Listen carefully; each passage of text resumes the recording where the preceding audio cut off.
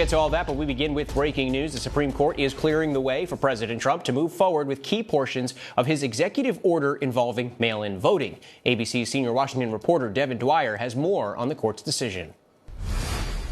Andrew, this was a 6-3 decision by the Supreme Court, with the conservative justices voting in President Trump's favor to allow him now to begin to implement some key portions of that March 2026 executive order that imposed some new regulations around mail-in voting in the United States just now ahead of the November elections. This was an executive order that was challenged by a coalition of Democratic-led states, in their view, as an unconstitutional infringement of how elections are administered. But the Supreme Court, in its decision today, said that the executive order actually hasn't had any bite yet. It hasn't harmed any of the states just yet, and therefore the president should be able to continue with his policies as he sees fit.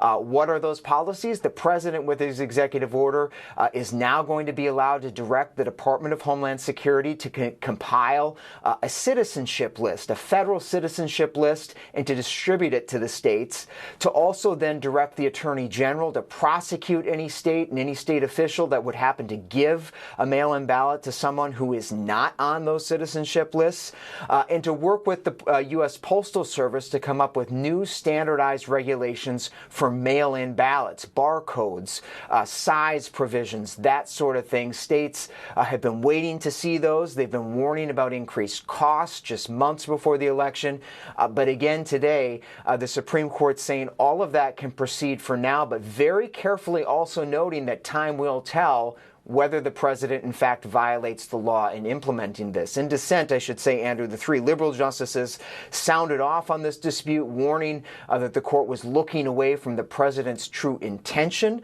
of seeking to restrict mail-in voting, which is the province of states to administer. But they were dissenting today, the conservatives winning the day for now, as the battle over mail-in voting is likely to continue ahead of the November election. Andrew. Devin, thank you.